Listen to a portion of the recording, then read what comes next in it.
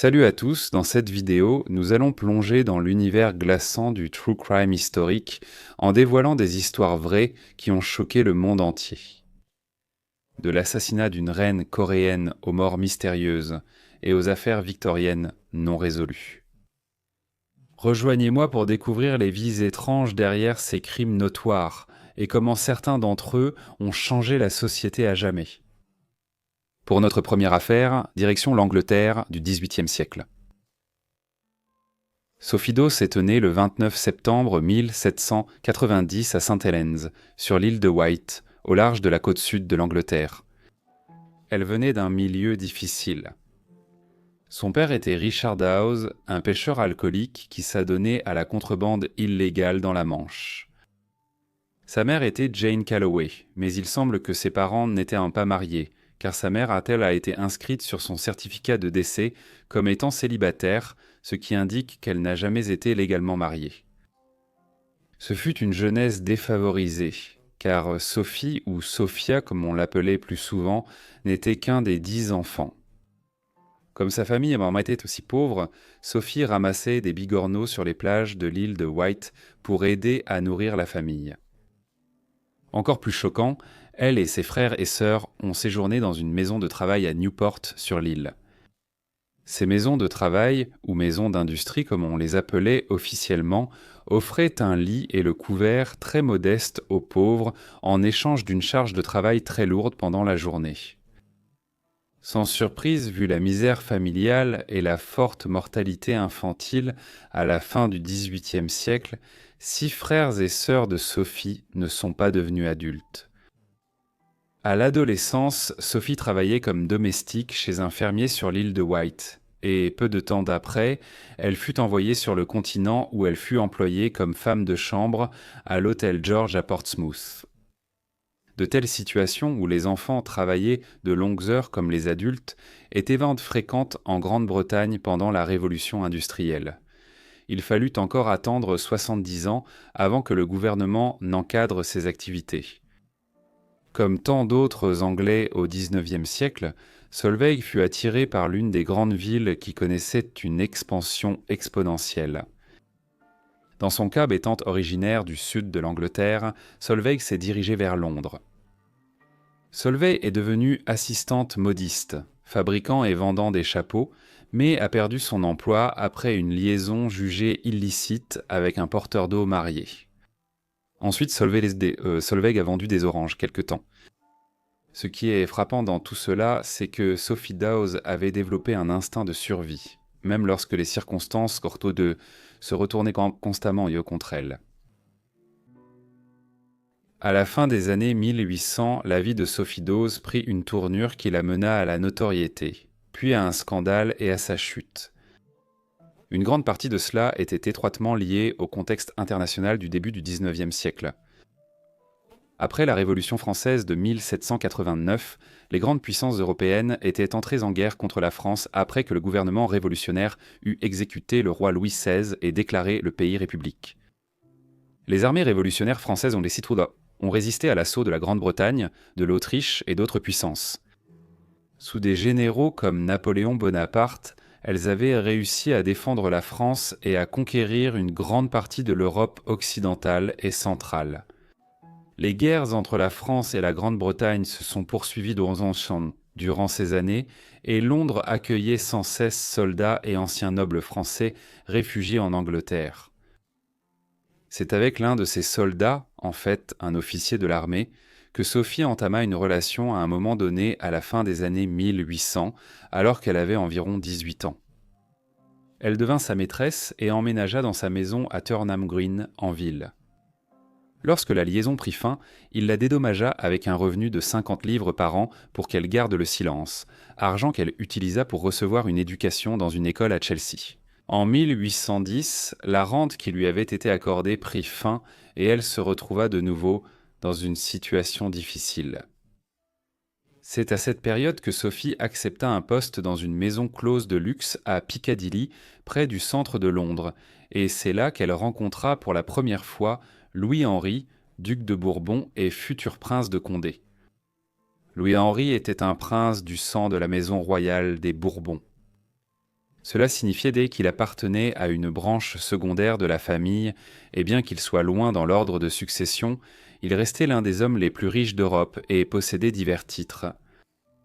Au début de la Révolution, après l'exécution de son cousin, le roi Louis XVI, il avait mené une armée en France contre le gouvernement révolutionnaire, mais finalement, à mesure que le gouvernement révolutionnaire renforçait son contrôle sur la France, il partit pour l'Angleterre et s'installa à Londres. Pendant son séjour dans la capitale anglaise, il avait commencé à fréquenter le même bordel de Piccadilly où Sophie avait élu domicile. Et un soir, un domestique du duc lui désigna la jeune fille de l'île de Wight. D'autres s'étaient également intéressés à elle, et Louis-Henri dut participer à une étrange partie de cartes avec 2 aristocrates anglais pour décider qui ferait d'elle sa maîtresse. Le duc a gagné. Tout cela s'est passé en 1810. En 1811, elle résidait dans une maison que Louis-Henri avait louée pour elle et sa mère sur Gloucester Street, à Queen's Square, à Londres. Le duc divorçait en 1780, après un premier mariage, ne se remariera jamais. Ainsi, leur liaison n'était pas à proprement parler une aventure, mais elle était gardée secrète du fait qu'elle était une roturière et lui de sang royal français, alors qu'il avait également 34 ans de plus qu'elle. Pendant qu'elle vivait sur la rue Gloucester, elle commença à étudier les langues classiques et modernes, la philosophie et la manière de s'intégrer à la société de la cour, ayant été nommé un précepteur, l'abbé Briand. Cependant, malgré le fait de lui fournir un revenu somptueux de 8000 livres par an, le duc finit par se lasser d'elle et partit ensuite en Espagne où il entama une nouvelle relation avec une certaine mademoiselle Harris. En 1814, les guerres napoléoniennes prirent en grande partie fin. Après que la décision désastreuse de Napoléon d'envahir la Russie en 1812 se soit retournée contre lui et que toutes ses conquêtes à travers l'Europe lui aient été retirées.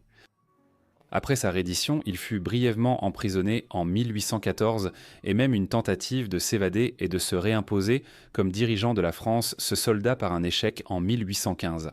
Dès 1814, les nobles et royalistes français, installés à Londres et Vienne depuis les années 1790, commencèrent à revenir à Paris. Le frère de Louis XVI exécuté fut restauré sur le trône comme Louis XVI II. Sophie s'y rendit alors et parvint à se remettre en grâce auprès de Louis-Henri. Pour éviter tout scandale, et afin de rendre sa présence à la cour légitime, le duc organisa un mariage entre Sophie et un officier de la garde royale française, Adrien Victor de Fouché, qui eut lieu à Londres le 6 août 1818. Louis-Henri, qui était désormais le prince de Condé, fit même de lui un baron et d'elle une baronne, dans le cadre de cet arrangement. Le nouveau baron semblait totalement ignorer les circonstances de la relation entre Sophie et le prince, et on lui fit croire qu'elle était sa fille naturelle et la veuve d'un certain Richard Clerk. Cela fait, le prince fit de son mari un aide de camp, et lui accorda une dot d'environ 200 000 francs.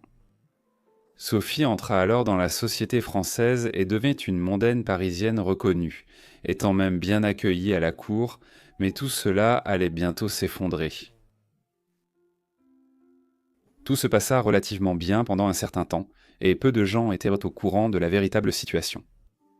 Mais en 1822, le mari de Sophie avait découvert la véritable nature de la relation entre sa femme et le prince. À ce stade, il se sépara d'elle, rendit la dot très importante que le prince avait offerte et demanda aux tribunaux une séparation judiciaire. Cela prit 5 ans à obtenir, mais fut finalement accordé en 1827. Plus important, la cour française découvrit la duplicité, et lorsque Louis XVIII l'apprit, il décida de réagir au scandale. Il bannit la baronne de la cour française, la qualifiant de simple fille des rues, mais tragiquement dépourvue de tout talent dans ce domaine. Le roi espérait ainsi clore l'affaire et limiter le scandale.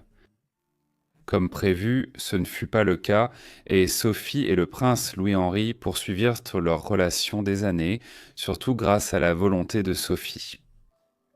De plus, avec le temps, le scandale s'aggrava. On disait que Sophie avait plusieurs autres amants issus de milieux modestes, une situation qui enflammait l'opinion à la cour de France, tandis qu'elle avait également commencé à faire des efforts pour se rapprocher de certains membres de la famille élargie du roi afin d'obtenir sa réhabilitation à la cour. Cela comprenait le neveu du roi et son cousin Louis-Philippe, duc d'Orléans. Bien que ces interventions n'aient pas réussi à lui permettre de retrouver sa place à la cour, elle fit alors la connaissance du jeune fils du duc d'Orléans, Henri-Eugène, duc d'Aumale, et elle commença bientôt à élaborer sa prochaine manœuvre. À ce moment-là, le prince Louis-Henri approchait de la fin de sa vie, étant dans le début de la soixantaine, et il n'avait pas d'héritier légitime, car son fils unique avait été exécuté en 1804. Ainsi, Sophie commença à le contraindre à léguer une grande partie de sa fortune au duc d'Aumale, Sophie ayant manifestement conclu un accord avec son père.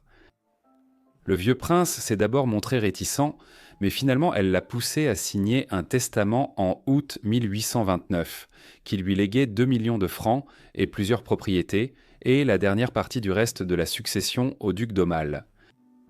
Une nouvelle amélioration de sa situation eut lieu au printemps de 1830, lorsque le duc d'Aulon, le père d'Aumale, fut proclamé roi des Français en 1830 après que son cousin Charles X fut contraint d'abdiquer lors de la Révolution de Juillet.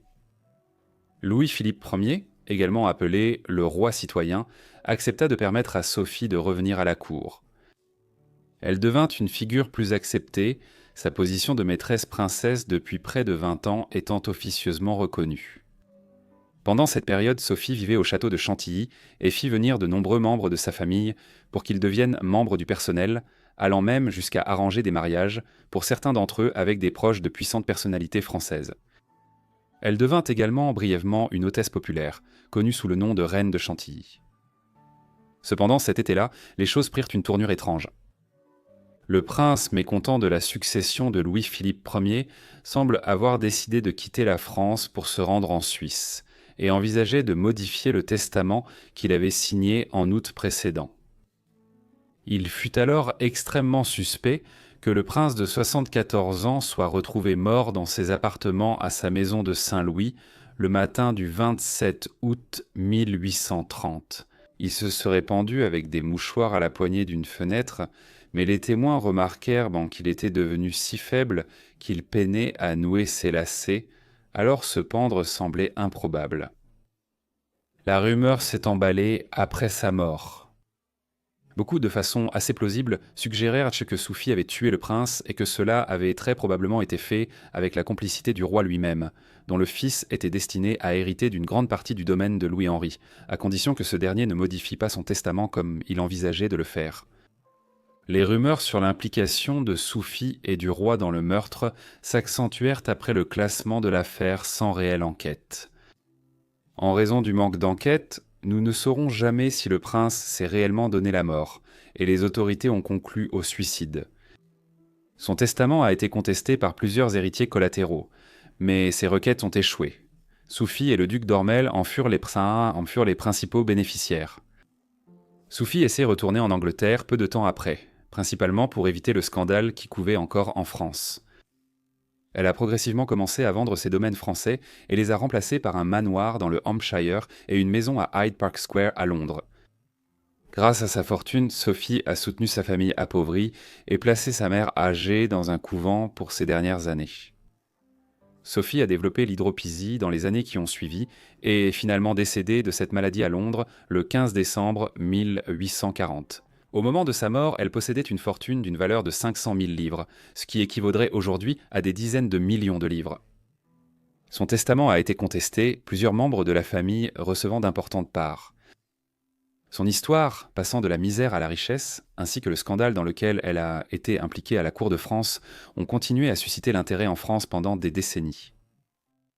Ensuite, nous restons au milieu du XIXe siècle, mais nous partons cette fois jusqu'en Corée.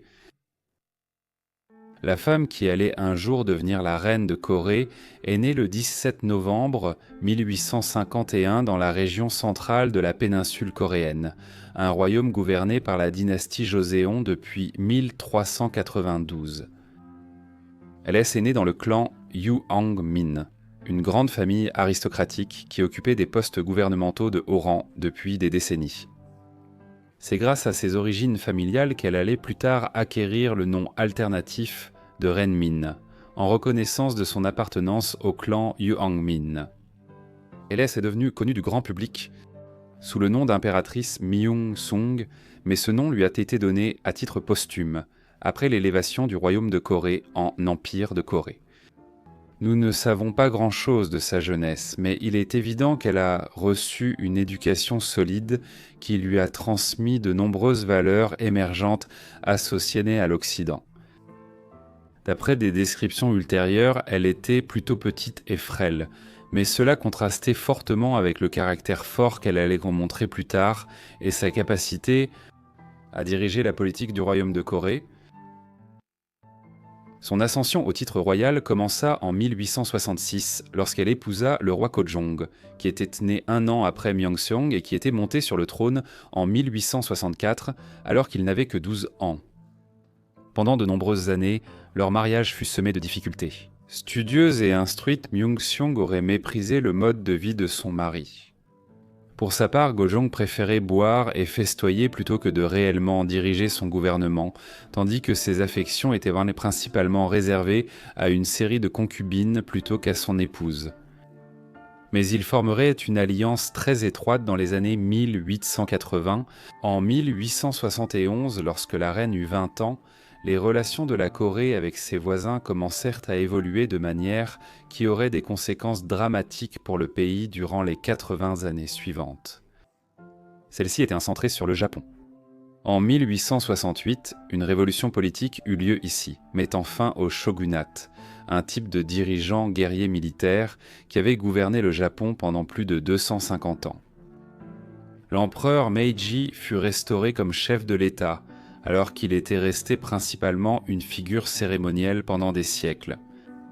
Cependant, après ce que l'on appelle la restauration Meiji, le pouvoir était en réalité entre les mains d'une clique de ministres réformateurs et modernisateurs, convaincus que la meilleure façon d'éviter que le Japon ne soit conquis par les puissances européennes était d'adopter eux-mêmes les pratiques militaires, politiques et économiques occidentales.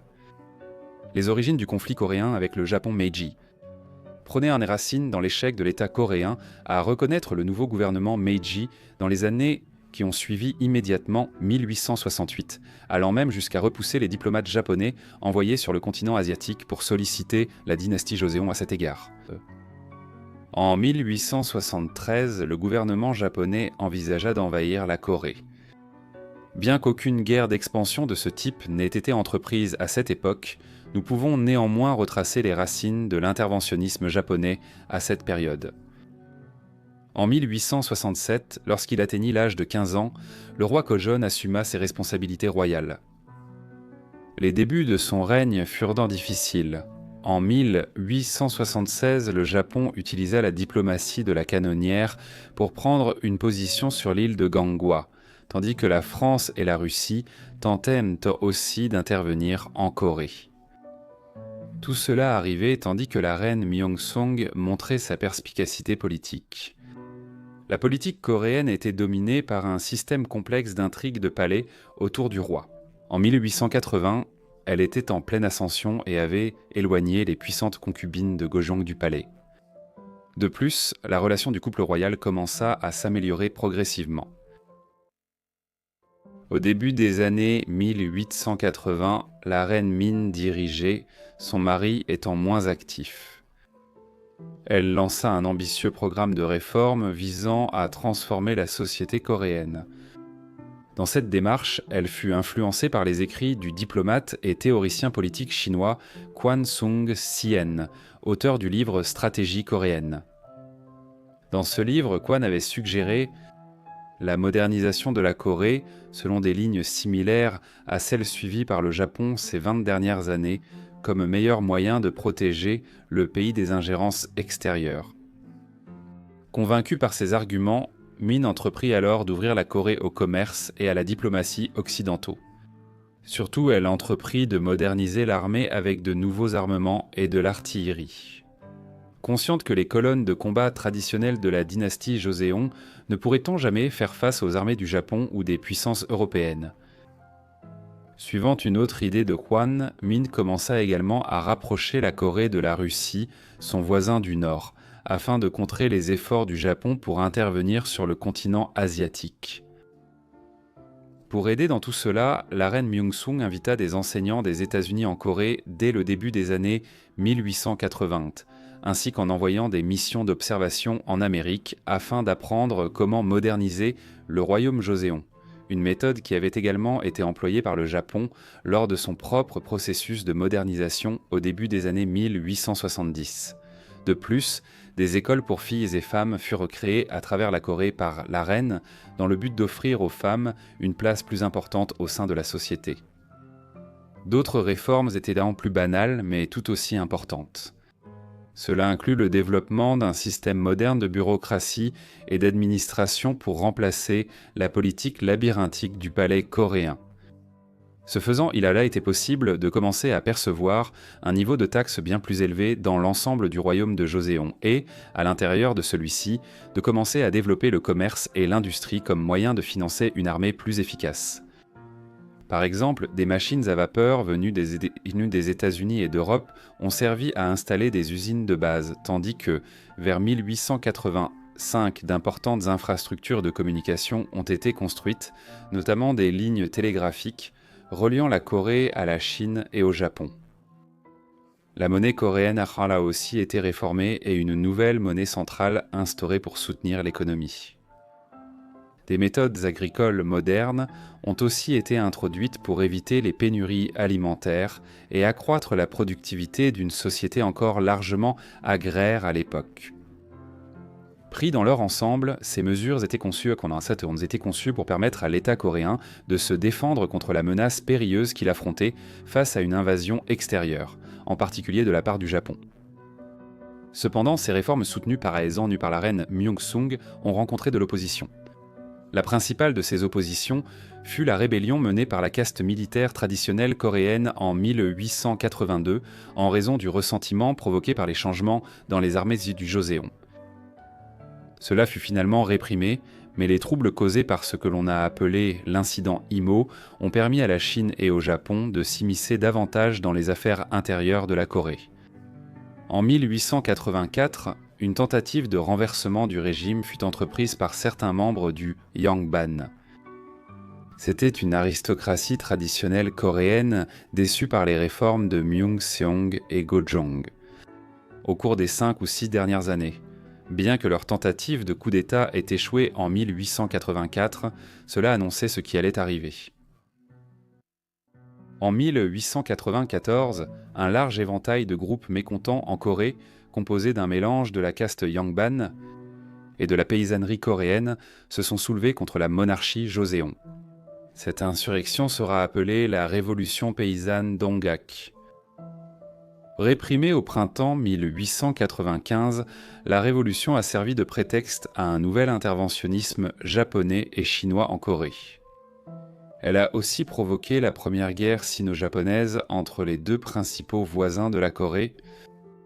Avec l'intérêt renouvelé du Japon pour la Corée à la suite de ces événements, le pays s'est alors engagé sur la voie de faire de la péninsule asiatique un état vassal du régime Meiji à Tokyo.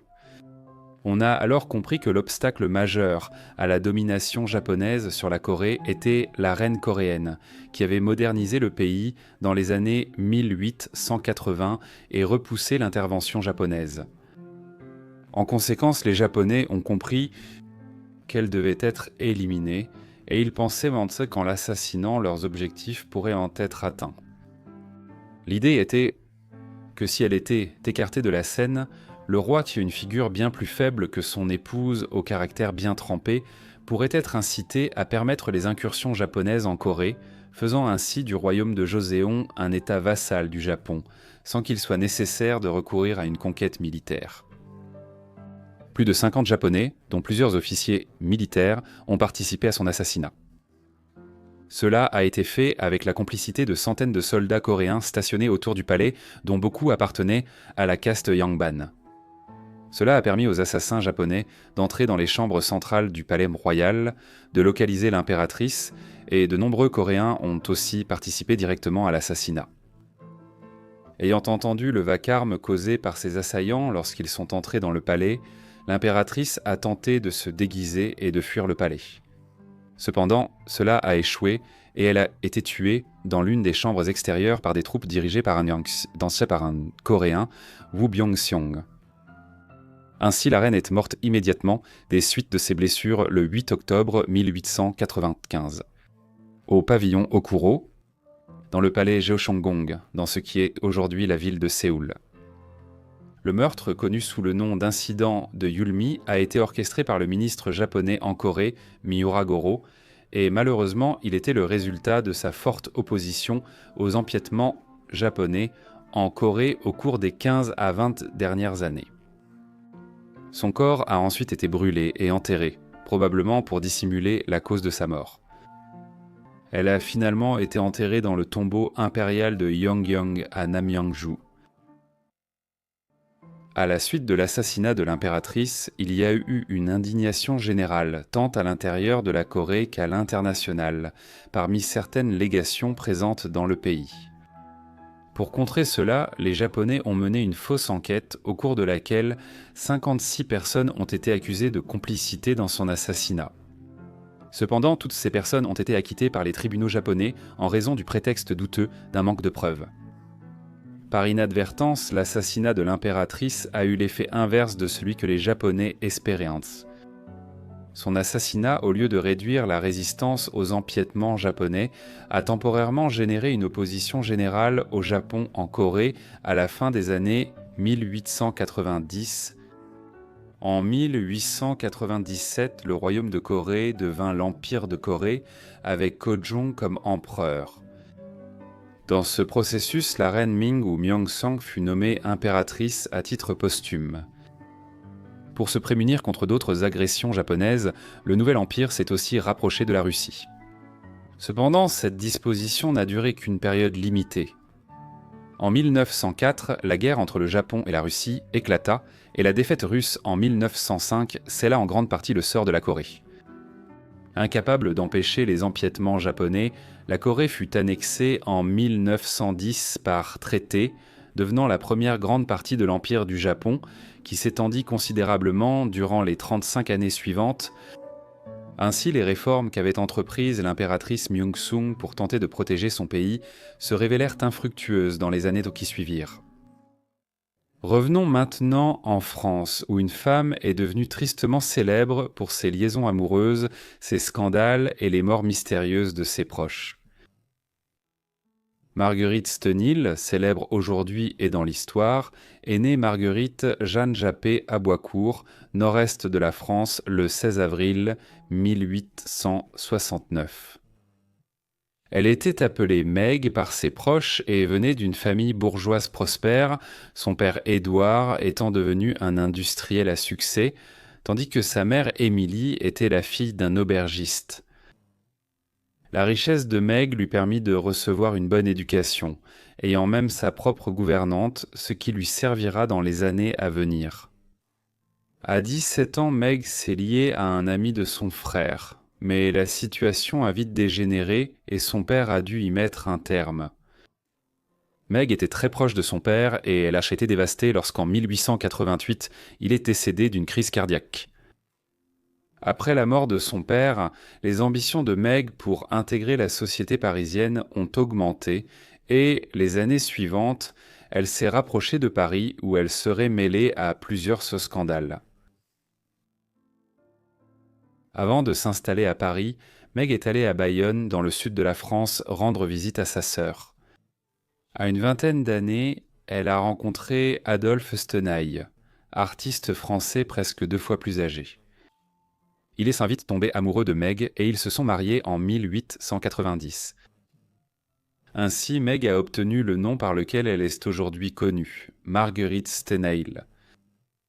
Son mari était le fils de Louis-Charles Stenaille, un artiste relativement accompli, ayant réalisé certaines des fresques qui ornent aujourd'hui la cathédrale de Strasbourg, bien qu'Adolphe n'ait réussi qu'à subsister grâce à sa peinture. Le couple s'est installé à Paris durant la Belle Époque, une ère marquée par un grand essor artistique qui fit de la ville la capitale culturelle mondiale. Bien qu'ils n'ayant pas été riches, leur vie se déroulait dans l'un des espaces les plus animés du monde moderne, fréquentant le Moulin Rouge et d'autres cabarets et salles de danse de l'époque, et côtoyant certaines des grandes figures littéraires de leur temps. Environ un an plus tard, le couple a accueilli un enfant, mais ils se sont rapidement disputés, et bien qu'ils ne se soient pas divorcés, ils allaient vivre séparément.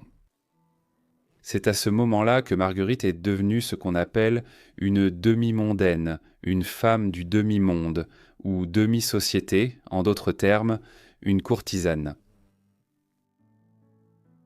Dans les années 1890, Marguerite s'est fait connaître pour sa beauté et ses liaisons discrètes. Elle a eu de nombreux prétendants notables, certains très connus, mais aucun plus que Félix IV, un homme politique français de premier plan. Issu à l'origine d'un milieu assez modeste, il avait gravi les échelons de la vie politique française pendant l'ère de la Troisième République qui a suivi la guerre franco-prussienne au début des années 1870 pour, contre toute attente, devenir président de la République française en 1895. Il occuperait ce poste pendant un peu plus de 4 ans jusqu'à ce qu'un événement inattendu impliquant Marguerite se produise. Marguerite a rencontré et entamé une relation amoureuse avec Tard en 1897, alors qu'il était déjà depuis plus de 2 ans dans son mandat de président de la République. Cela a continué par intermittence les 2 années suivantes. Les choses ont culminé début 1899. Selon un article de journal de l'époque, le 16 février 1899, Ford se trouvait au palais de l'Élysée à Paris lorsqu'il est soudainement sorti de son bureau pour entrer dans l'antichambre. Là, il informa son secrétaire qu'il ne se sentait pas bien. Des médecins sont intervenus rapidement, mais le président est décédé plus tard dans la soirée. Les circonstances exactes de ce qui s'est passé ont été largement rapportées et débattues. La plupart s'accordent à dire qu'au moment où il est tombé malade, 4 personnes se trouvaient dans son bureau avec Marguerite, où il se livrait à des activités sexuelles de diverses sortes sur son bureau. Le type d'activité qui était pratiquée sur lui fait l'objet de controverses. Ce qui est clair, c'est que, quoi que Marguerite ait fait, cela semble avoir conduit le président Faure, qui était dans la fin de la cinquantaine et dont la santé se détériorait, à avoir une crise cardiaque ou un autre incident médical, très probablement un accident vasculaire cérébral, dont il est décédé peu de temps après. Tous les médias n'ont pas rapporté cela. Un grand journal international de l'époque, par exemple, n'a fait aucune mention de cette tenaille et sa supposée implication dans la mort. Il s'est simplement contenté d'indiquer que Faure était décédé la veille au soir à Paris, de façon très soudaine d'une crise d'apoplexie. Il a été noté qu'il avait récemment été confirmé qu'il souffrait d'une maladie grave et que son cœur était affecté depuis plusieurs mois. Cela a été rapporté jusqu'en Australie et il n'y a eu aucune controverse concernant les circonstances de sa mort dans l'immédiat après. Malgré ces premiers rapports, Marguerite et sa relation avec le président défunt sont finalement devenues une source d'attention médiatique et le sont restées depuis. Certaines études l'estiment partiellement responsable de son accident vasculaire cérébral. D'autres affirment qu'elle était absente lors des faits. Ce qui est clair, c'est que Marguerite s'est ensuite imposée comme une figure relativement scandaleuse de la vie parisienne, bien que pour certains, cela ait en réalité renforcé sa réputation. Certains hommes de la société française étaient fascinés par le fait que Marguerite était si habile dans la chambre à coucher, ou dans le bureau en l'occurrence, qu'elle avait provoqué chez le président une crise de passion si intense qu'elle l'avait tué.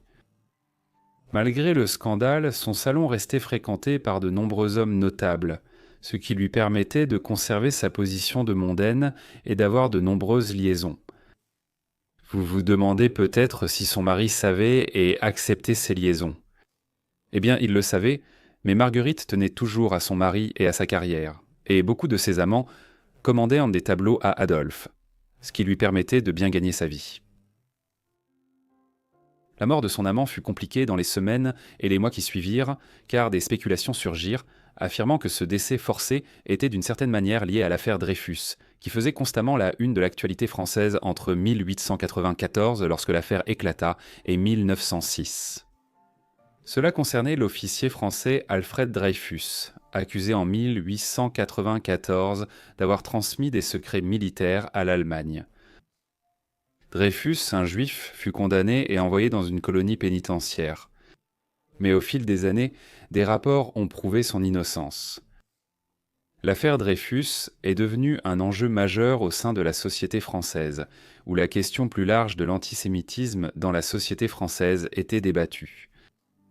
En 1899, des rapports ont indiqué que Marguerite aurait secrètement reçu des documents sur Dreyfus, ce qui serait lié à la mort du président durant leur fiançailles. De plus, l'opposition anti-Dreyfus a accusé Marguerite d'avoir empoisonné Félix, quatrième au nom du soi-disant syndicat juif, parce que le président s'était déclaré hostile à une révision de l'affaire Dreyfus. Pourtant, il n'existe pas la moindre preuve concrète pour étayer cela. C'était simplement une théorie du complot de la fin du XIXe siècle. Une nouvelle controverse allait entourer Marguerite moins de 10 ans après l'affaire Four. Pendant cette période, elle a continué à recevoir des invités dans son salon et à travailler comme courtisane, menant une vie similaire à celle qu'elle menait dans les années 1890, avant l'affaire Four. Nous pourrions appeler cet incident ultérieur l'affaire Stenil. Le 31 mai 1908, elle a été retrouvée par la police dans la résidence parisienne qu'elle partageait avec son mari. Ligotée et bâillonnée, elle a été découverte par la police, mais n'était pas blessée et restait en bonne santé. On ne pouvait pas en dire autant de son mari et de la mère de Marguerite, tous deux retrouvés morts ailleurs dans l'appartement, ayant été étranglés à mort.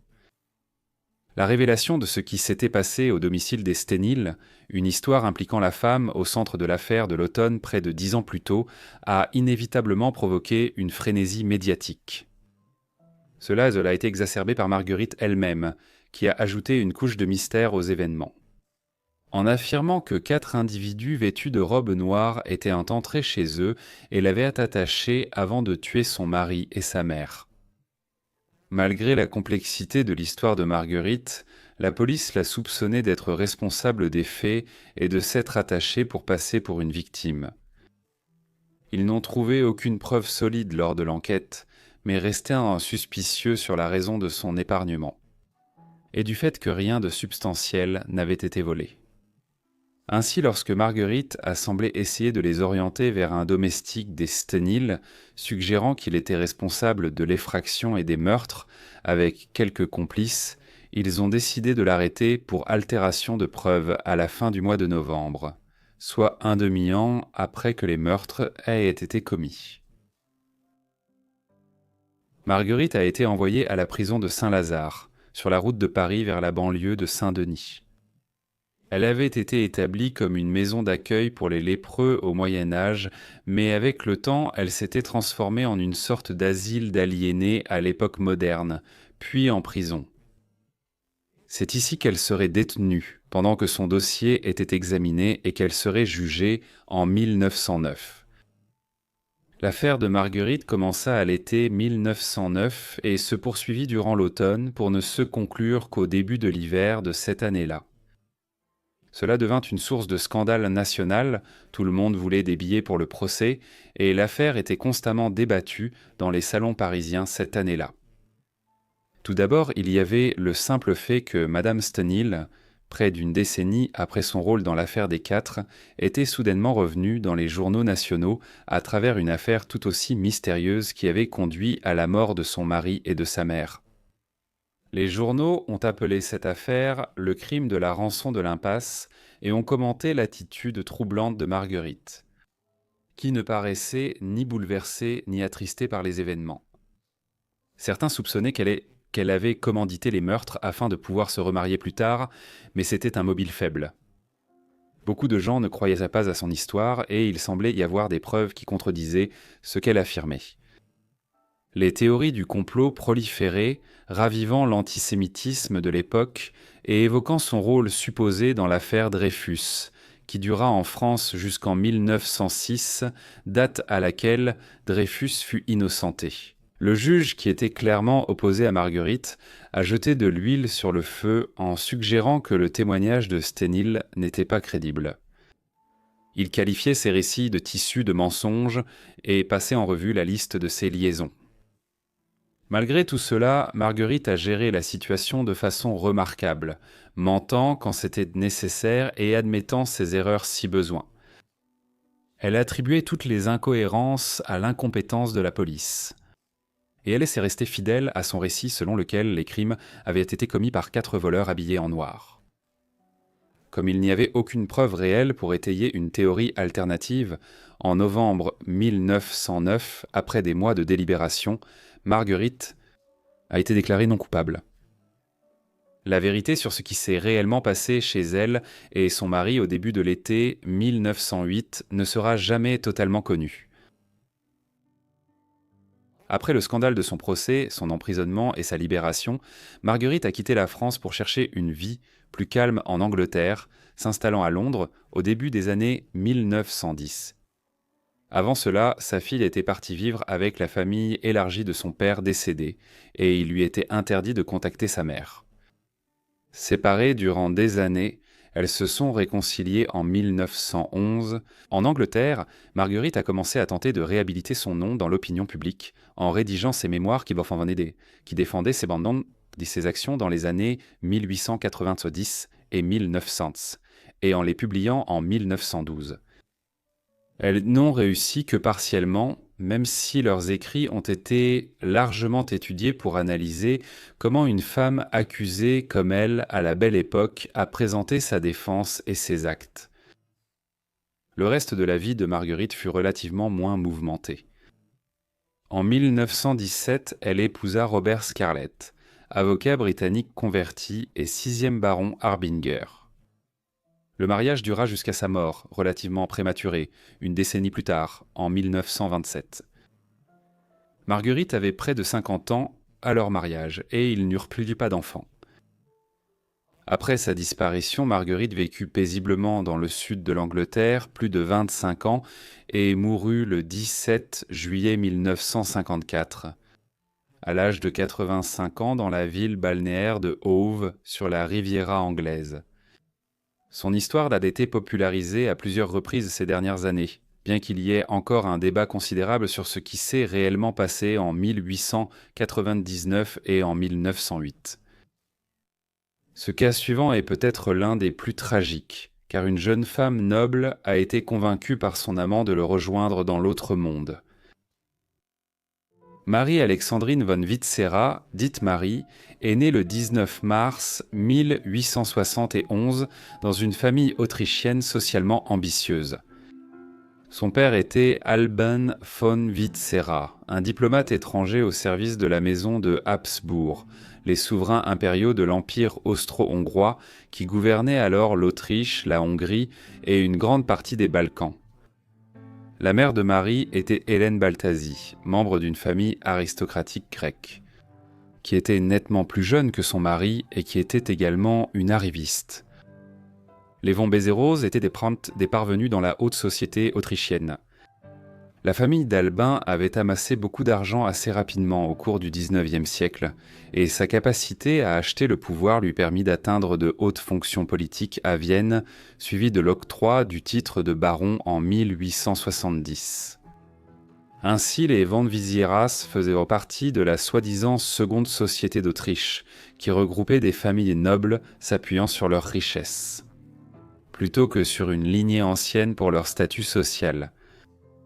La mère de Marie, Hélène, connue sous le nom d'Hélénie, aspirait à élever encore davantage le statut de la famille à la cour des Habsbourg. Ainsi, tout au long des années 1880, elle présentait les enfants von Witzera à la société viennoise dans le but d'organiser des mariages politiquement et socialement avantageux. Marie fréquenta aussi une école de perfectionnement où elle apprit musique, danse, dessin et d'autres activités pour la préparer à la vie en tant qu'épouse aristocratique. Ce sont ces actions qui ont sans doute attiré pour la première fois l'attention de l'archiduc héritier des Habsbourg et héritier de l'Empire austro-hongrois, Rudolf Habsbourg, sur Marie. Né en 1858, Rudolf approchait la trentaine lorsqu'il rencontra Marie pour la première fois, en tant que fils unique de François-Joseph. Il était une figure clé pour assurer une succession pacifique et stable du pouvoir au sein de l'Empire austro-hongrois.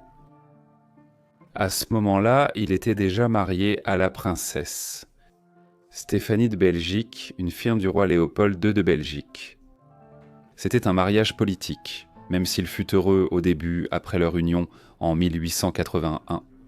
Cependant, au milieu des années 1880, le couple s'était éloigné et Rodolphe avait commencé à chercher et à prendre des maîtresses à la cour des Habsbourg.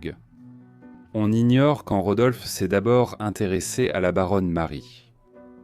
Ce n'est devenu bien connu qu'elle était sa maîtresse à la cour de Vienne qu'à la fin de 1888, lorsque Marie n'avait que 17 ans.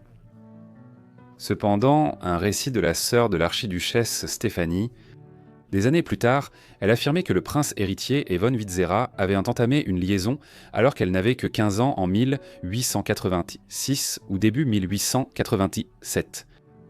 Quelle que soit la vérité à ce sujet, il ne fait guère de doute qu'une liaison était en cours en 1888 et qu'il s'agissait d'une relation intense. Cependant, comme nous le verrons, cela ne dura pas longtemps, une tragédie frappa le couple. Le 29 janvier, l'empereur François-Joseph et son épouse, l'impératrice Élisabeth, organisèrent un dîner de famille à Vienne comme événement d'adieu avant de partir pour Buda, en Hongrie, afin de rendre visite à la cour hongroise et à leurs autres territoires. Rodolphe, dont la liaison avec la baronne Marie était de notoriété publique à la cour des Habsbourg à cette époque, s'excusa de ne pas assister à ce dîner, prétextant qu'il avait un autre engagement très important qui nécessitait sa présence. Le prince héritier avait organisé une chasse dans son pavillon à Meiling, une retraite campagnarde à 20 km au sud-ouest de Vienne, acquise en 1886. Le vrai motif de cette retraite était de retrouver sa maîtresse, la baronne Marie. La suite des événements n'a jamais été totalement élucidée. Lorsque le serviteur du prince héritier, Loschek, est allé réveiller Rudolf le matin du 30 janvier, il n'y a eu aucune réponse à la porte de sa chambre. Inquiets, lui et Joseph Ojos, futurs compagnons de chasse du prince, ont tenté de forcer une porte verrouillée et barricadée de l'intérieur avec un grand canapé. Ils sont finalement entrés en brisant un panneau, puis en déverrouillant la porte de l'extérieur. Les rideaux étaient tirés et la pièce était sombre, mais ils pouvaient alors tout de même distinguer le visage de Rudolf assis, sans vie, au bord du lit. Il saignait de la bouche et sur le lit, ils virent aussi la baronne Marie allongée, sans bouger. Tous deux étaient morts depuis un moment et étaient déjà rigides. Hollos se rendit alors à Vienne pour informer l'empereur et son gouvernement. Lorsqu'il arriva là-bas, il fut décidé que la version officielle des événements serait que Rudolf était mort d'un anévrisme cardiaque. Cependant, dès que des enquêtes supplémentaires furent menées à Meilin, il devint rapidement de notoriété publique que la mort de Rudolf ne pouvait pas être due à un anévrisme cardiaque si cela avait été la cause du décès de la baronne von Witzera. Au contraire, la nouvelle circulait rapidement dans Vienne que les amants désespérés de ne pas pouvoir se marier à cause du mariage de Rudolf avec Stéphanie avaient décidé de mettre fin à leur jour. Dans les jours qui suivirent, l'empereur ordonna que les enquêtes soient rapidement conclues. En conséquence, à ce jour, il n'est toujours pas 100% clair. L'enquête sur le meurtre a été menée très rapidement et en secret, sans vérifier s'il y avait des blessures par balle. Ensuite, comme dans ce qui était un empire résolument catholique romain, la famille impériale s'est assurée qu'une dispense soit accordée, affirmant que Rudolf était dans un état de déséquilibre mental lorsqu'il a mis fin à ses jours. Cette affirmation, l'équivalent au XIXe siècle de la folie passagère, suffisait à éviter une condamnation ouverte pour le péché commis par Rudolf en mettant fin à ses jours. Par conséquent, la famille royale a pu lui offrir des funérailles royales appropriées. La baronne, cependant, n'eut pas cette chance, et sa famille fut contrainte de supplier l'abbé d'un monastère cistercien local de permettre qu'elle soit enterrée selon les rites chrétiens. Cela fut fait dans une boîte en bois, mais 3 mois plus tard, son corps fut exhumé et réinhumé dans un cercueil en cuivre, avec une tombe plus conforme au statut social et à la richesse des von Westeris. L'affaire aurait pu s'arrêter là, mais au XXe siècle, diverses théories du complot ont commencé à circuler sur ce qui s'était réellement passé à Mélin dans la nuit du 29 janvier et au petit matin du 30.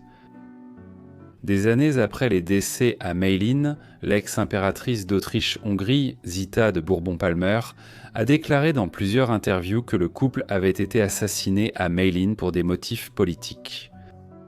Les accusations portaient sur le fait que soit l'homme politique français Georges Clemenceau, soit l'empereur allemand Guillaume II avaient ordonné l'assassinat de Rudolf dans le but de déstabiliser l'empire austro-hongrois en tuant le seul fils de l'empereur. Rudolf était connu pour avoir des tendances libérales et pour vouloir réformer l'empire, des tendances qui étaient peut-être mal vues dans certaines parties de l'Europe. Dans le but de percer le mystère, le corps de la baronne a été exhumé dans les années 50, l'objectif étant de voir s'il y avait une blessure par balle dans son crâne ou ailleurs qui pourrait prouver que le couple avait été assassiné ou même que Rudolf aurait pu la tuer avant de se donner la mort. En 1959, un jeune médecin, Gerd Holler, a effectué cette procédure, avec l'accord de la famille von Witzera. Il a conclu qu'elle n'avait pas été abattue et qu'il n'y avait aucune blessure par balle. Holler a finalement conclu que la baronne était peut-être morte à la suite d'un avortement raté et que Rudolf s'était alors peut-être suicidé, tourmenté par la mort de sa maîtresse. Pourtant, il n'y avait aucune preuve définitive. Puis, en 1991, un marchand de meubles autrichien, ayant lu l'histoire du prince héritier et de la baronne et de leur mort à Mayerling un siècle plus tôt, est devenu obsédé par cet événement. Il a fait exhumer illégalement le corps de la baronne et il a de nouveau été examiné, mais à ce moment-là, le crâne et les autres os étaient dans un état de quasi-désintégration, et l'enquête médico-légale a conclu qu'il n'y avait aucun moyen de déterminer si la baronne était morte de façon violente ou non, que ce soit par balle ou autrement. En raison du mystère entourant l'affaire de Mayerling, elle a été dramatisée et racontée à de nombreuses reprises au cours du XXe siècle. Au moins 3 romans ont été écrits autour de l'événement, plusieurs pièces de théâtre ont été montées sur cette histoire et de nombreux films ont également été produits racontant l'histoire ou une version romancée de celle-ci, y compris une version intitulée Mayerling, sortie en 1957 avec Audrey Hepburn, et une autre librement inspirée avec Edward Norton et Paul Giamatti en 2006, L'illusionniste. En 2015, le mystère s'était résolu. Le 31 juillet 2015, la Bibliothèque nationale d'Autriche a publié des copies inédites de lettres écrites par la baronne Marie, peu avant l'incident de Mayerling. Celles-ci étaient adressées par elle à sa famille et indiquaient sans ambiguïté que le couple avait l'intention de mettre fin à ses jours. Les lettres avaient été placées dans un coffre-fort à Vienne en 1926. Ainsi, le mystère fut résolu. La baronne et le prince héritier, ils s'étaient apparemment suicidés ensemble. Diverses théories ont été avancées quant aux raisons pour lesquelles le couple s'est suicidé. La plus simple semble la plus probable. Rodolphe était un homme très malheureux dont le mariage était devenu tendu. De plus, ses liaisons avaient amené lui et sa femme tombent malades de la syphilis. Il était un personnage de plus en plus dépressif, qui, semble-t-il, avait même suggéré un double suicide à une autre maîtresse quelques mois auparavant. Il avait tenté de convaincre l'actrice autrichienne Missy Kaspar. Kaspar a refusé, mais début 1889, le prince héritier aurait convaincu une jeune maîtresse influençable de l'accompagner dans sa tentative de suicide.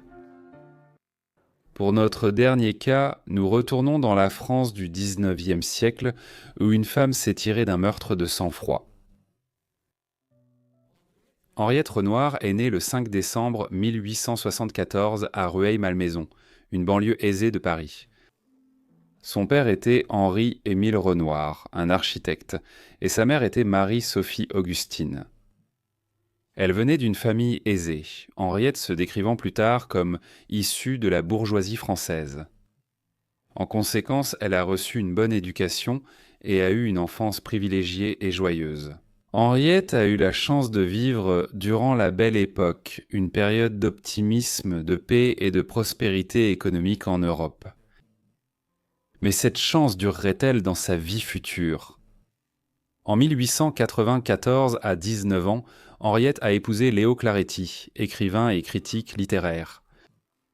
Selon les normes actuelles, Henriette était très jeune, et la différence d'âge de 12 ans est également remarquable, mais cela n'avait rien d'inhabituel selon les standards de l'époque. Malheureusement, le mariage était malheureux, et avec le temps, il a été marqué par des infidélités mutuelles des deux côtés. Ils ont eu 2 enfants et ont divorcé en 1908, mais la raison de ce divorce n'est peut-être pas celle à laquelle vous vous attendez. Au début du XXe siècle, il était courant que les couples mariés ne divorcent pas, même s'ils étaient inséparés l'un de l'autre. Henriette et son mari étaient restés mariés pendant 14 ans, malgré leur union malheureuse. Mais la liaison d'Henriette avec un certain Joseph Cayotte était désormais devenue très sérieuse. Né en 1863, Cayotte avait suivi une formation d'avocat avant d'occuper une série de postes officiels dans des maisons françaises en Afrique du Nord. De retour en France, fin 1890, il entama une carrière parlementaire et devint rapidement ministre des Finances en 1899, poste qu'il quitta en 1902. Au milieu des années 1900, il revint au gouvernement en tant que ministre des Finances une fois de plus. À cette époque, peut-être en 1907, il entama une liaison avec Henriette. Ils sont vite tombés amoureux et prévoyaient l'un de quitter leur conjoint pour se marier. Henriette a obtenu aisément le divorce en 1908 contrairement à Joseph. Sa première épouse, Berthe, était réticente à accepter et il faudrait 3 ans pour finaliser le divorce. En 1911, Joseph a divorcé. Puis il a vite épousé Henriette. Henriette déclarera plus tard qu'elle a trouvé le bonheur le plus complet dans son second mariage. Le couple très riche vivait dans un grand confort entouré de domestiques et fréquentait de nombreuses personnalités françaises. C'était justement à cette époque que Joseph entra en fonction en tant que nouveau Premier ministre de la France. Son mandat fut bref.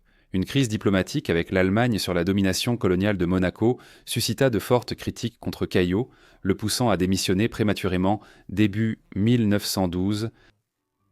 Il demeura une figure politique majeure et occupa divers postes importants dans les administrations durant les années 1910. En conséquence, Henriette et lui ne furent d'armes jamais loin des premières pages des journaux parisiens, autant en raison de leur immense fortune que de sa carrière politique. Le bonheur conjugal d'Henriette et Joseph fut bientôt interrompu, en raison de la carrière et des opinions de Joseph. Quelques années auparavant, alors que Joseph tentait de divorcer de sa femme Berthe, celle-ci avait remis à Gaston Calmette, le rédacteur en chef du Figaro, l'une des plus anciennes et respectées publications françaises, des lettres échangées entre Henriette et Joseph, alors qu'ils étaient encore mariés. Calmette lança une intense campagne médiatique pour discréditer Joseph dans la presse française. Tout cela résultait de l'opposition de Calmette aux idées politiques de Caillaux et à son ascension comme Premier ministre en 1911. Calmette était surtout choqué par la gestion de la crise d'Agadir par Caillaux, qui avait négocié secrètement avec l'Allemagne sans en informer les présidents français, dans une région marquée par la rivalité franco-allemande. Même après la chute de Caillaux du pouvoir au début de 1912, Calmette et Le Figaro ont continué à publier des articles et des éditoriaux peu flatteurs sur le mari d'Henriette, selon certains 138 en moins de 100 jours. Beaucoup d'articles spéculant sur la corruption présumée de Caillaux et son entourage gouvernemental, ainsi que sur la manipulation supposée de la Bourse de Paris. D'autres éléments des accusations contre Caillaux concernaient des tentatives supposées de saper certaines lois qu'il soutenait publiquement, mais qu'il essayait ensuite de saboter en privé dans une manœuvre politique hypocrite. À mesure que les attaques s'intensifiaient, Henriette devenait de plus en plus troublée et était particulièrement anxieuse à l'idée que Calmette révèle des détails sur sa liaison avec Joseph datant de quelques années. À ce stade, rien ne pouvait l'arrêter, et il avait même toutes les lettres que l'ex-femme de Joseph lui avait remises. Ainsi, il ne fallut pas longtemps avant qu'Henriette ne commence à comploter pour le faire taire. Henriette avait des idées pour que Calmet arrête d'attaquer sans cesse son mari. Elle croyait que la seule façon pour lui de protéger sa réputation serait de défier Calumette en duel, mais cela pourrait aussi détruire sa vie et celle de son mari. À ce stade, elle n'avait pas de plan précis, mais ensuite Calumette est allé trop loin. Le 13 mars, une lettre a été publiée par Le Figaro, qui avait été écrite en 1907 ou 1908 par Joseph à Henriette pendant qu'il essayait de la convaincre de divorcer de son premier mari. Henriette a été choquée par cette atteinte à sa réputation et a décidé de prendre les choses en main. 3 jours plus tard, elle s'est rendue dans une armurerie parisienne et a essayé un pistolet Browning. Satisfaite de pouvoir le manier avec une précision raisonnable, elle l'a acheté. Elle partit ensuite pour les bureaux du Figaro. Lorsque Henriette arriva au bureau le 16 mars, elle demanda à voir Calmet, mais on l'informa qu'il était sorti pour affaires. On lui dit qu'il devait revenir plus tard dans la soirée, et elle décida de l'attendre. Après près d'une heure, Calmet revint et il accompagna Henriette dans son bureau vers 6 heures de l'après-midi. Un bref échange suivit, au cours duquel il lui demanda s'il avait une idée de la raison de sa présence. Calmet répondit qu'il ignorait tout. Henriette, qui portait un grand manteau de fourrure, sortit alors le pistolet Browning qu'elles avaient acheté quelques heures de plus tôt et tira 6 coups à bout portant, visant le torse de Calmet. Âme. 2 des balles manquèrent en leur cible. L'une effleura sa joue et une autre fut arrêtée par son portefeuille, mais 2 touchèrent en Calmet. Après avoir entendu les coups de feu, les employés se précipitèrent dans le bureau et furent horrifiés de voir leur rédacteur en chef allongé sur le sol. Ils ont rapidement maîtrisé Henriette, qui n'a fait aucune tentative de fuite, et ont appelé des médecins et la police. Avant d'être transporté d'urgence à l'hôpital, Calmet murmura calmement « J'ai fait mon devoir, ce que j'ai fait, je l'ai fait, sans haine ». Entre-temps, Henriette a été arrêtée et interrogée au commissariat. Curieusement, elle a refusé d'être transportée par la police, déclarant que sa voiture était dehors et qu'elle les retrouverait là-bas. Et chose étonnante, la police a accepté. Lorsqu'on lui a demandé pourquoi elle avait fait cela, elle a simplement déclaré qu'elle voulait lui donner une leçon et espérait ne pas l'avoir blessée trop gravement. Malgré son transfert en urgence à l'hôpital et les soins reçus, Calmette est décédée environ 6 heures plus tard de ses blessures par balle. Henriette a été inculpée du meurtre de Calmet et détenue. Les conditions dans lesquelles Henriette a été détenue sont devenues une véritable cause célèbre lors du procès qui a suivi. La prison de Saint-Lazare, où elle était détenue, était un établissement tristement célèbre au début du XXe siècle, où les conditions étaient jugées particulièrement désagréables. Plusieurs criminels tristement célèbres, dont Marguerite Stanil, Alistair Janser et Mata Hari, y ont aussi été détenus. Rapidement, on apprit que mademoiselle Cahill, épouse du ministre et ex-première dame de France, bénéficiait d'un traitement de faveur. Pour commencer, sa cellule à Saint-Lazare était chauffée, ce qui était inhabituel pour la prison. Elle était également autorisée à avoir l'une de ses domestiques à son service en prison, ainsi qu'à bénéficier de droits de visite spéciaux, Joseph venant même le soir pour dîner avec elle. Lorsque cette nouvelle a éclaté, cela a provoqué un certain tollé à Paris, renforçant l'idée qu'il y avait une loi pour les riches en France et une autre pour les pauvres. Malgré les efforts des autorités pénitentiaires pour étouffer ces rumeurs, ils ont finalement été contraints d'intervenir, car une foule commençait à se rassembler devant la prison pour protester et la crainte d'une mutinerie grandissait. Cela ne s'est toutefois jamais produit. Et après environ 4 mois passés en prison, il était temps pour Henriette de comparaître devant le tribunal. Le procès d'Henriette commença le 20 juillet 1914. Il y avait beaucoup en jeu. Si elle était reconnue coupable, elle pourrait potentiellement passer le reste de sa vie en prison, être déportée dans une colonie d'outre-mer comme la Guyane française, ou pire encore, elle pourrait même risquer la peine de mort.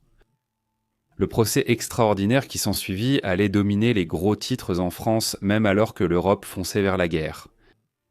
Il dura un peu plus d'une semaine, et le résultat choqua la société.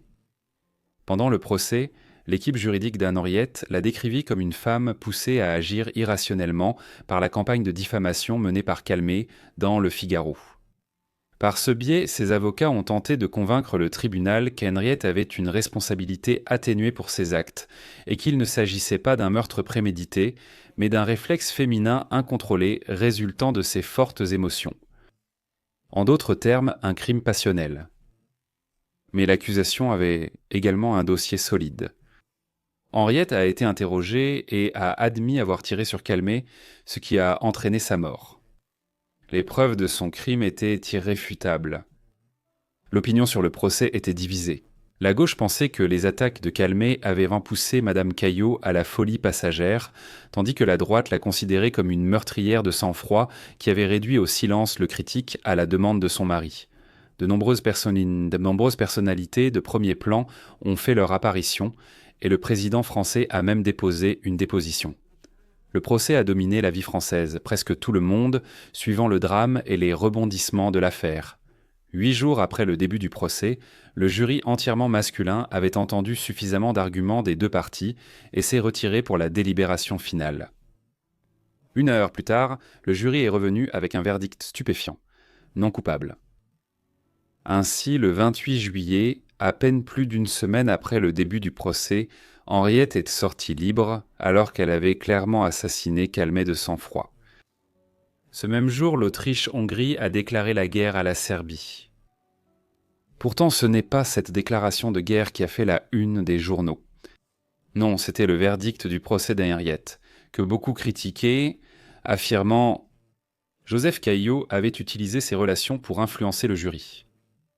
Nous ne pouvons pas être certains de la véracité de cela, mais une raison pour laquelle le jury a pu acquitter Henriette pourrait être qu'il considérait les crimes d'honneur comme quelque peu plus justifiables qu'un meurtre de sang-froid. Et dans ce cas, ils ont clairement perçu Madame Caillot comme agissant pour défendre sa réputation et son honneur. Quoi qu'il en soit, ce ne serait pas le dernier scandale impliquant le couple. La date du meurtre, du procès et le contexte politique ont fait des actes d'Henriette un sujet de théorie du complot à l'époque. Beaucoup considéraient que le procès avait été motivé par des raisons politiques et qu'il s'agissait vraisemblablement d'une tentative de discréditer Joseph Caillot, favorable à l'Allemagne, dans la politique du pays à l'approche de la guerre. Le moment était certainement particulier. Alors même que la nouvelle de l'acquittement d'Henriette commençait à circuler dans Paris le 28 juillet 1914, on apprenait également que le gouvernement austro-hongrois avait déclaré la guerre à la Serbie, première étape d'une série d'actions, qui verraient les grandes puissances européennes se déclarer la guerre les unes aux autres. Exactement 6 jours après le procès, le 3 août 1914, l'Allemagne déclara la guerre à la France. Pourtant, il n'existe aucune preuve concrète suggérant que l'incident ait été orchestré pour nuire à Caillé, et cela reste une simple théorie du complot. La fin du procès et l'acquittement d'Henriette n'ont pas entraîné la disparition des cahiers des premières pages des journaux français. Pendant la Première Guerre mondiale, Joseph fut l'un des principaux partisans au Parlement français de négocier la paix avec les Allemands pour mettre fin au conflit et des ravages qui étaient infligés au nord-est de la France. Chef du Parti de la Paix, il s'attira l'hostilité du public français, surtout en 1917 et 1918, quand les États-Unis rejoignirent la France et la Grande-Bretagne en guerre, et que Caillon et son parti furent encore plus rejetés, la victoire paraissant proche. Il fut finalement jugé pour trahison et condamné. Joseph a été exilé de France pendant des années. Des informations contradictoires circulent sur un divorce entre lui et Henriette, mais les détails restent flous, sans doute pour éviter d'en parler dans les journaux après des années de mauvaise publicité. Henriette mena une vie relativement tranquille par la suite, du moins selon les critères des années 1910. Henriette devint critique d'art, poursuivant des études à l'école du Louvre, où elle se spécialisa dans l'œuvre du sculpteur français du XIXe siècle Jules Dallot, publiant quelques commentaires et inventaires sur son travail. En dehors de cela, elle mena une vie tranquille mais aisée à Paris, où elle mourut le 29 janvier 1943, à l'âge de 68 ans, pendant l'occupation nazie de la capitale française. Joseph mourut près de 2 ans plus tard, en novembre 1944. De nombreux films et séries ont été produits sur sa relation avec Joseph, et le célèbre procès pour meurtre de 1914 au fil des ans. Cela inclut un film muet de 1918 ainsi qu'un téléfilm allemand et un téléfilm français de 1964 et 1985 respectivement. Merci beaucoup à tous d'avoir regardé ces vidéos sur ces affaires criminelles réelles, j'espère que vous avez trouvé cela intéressant.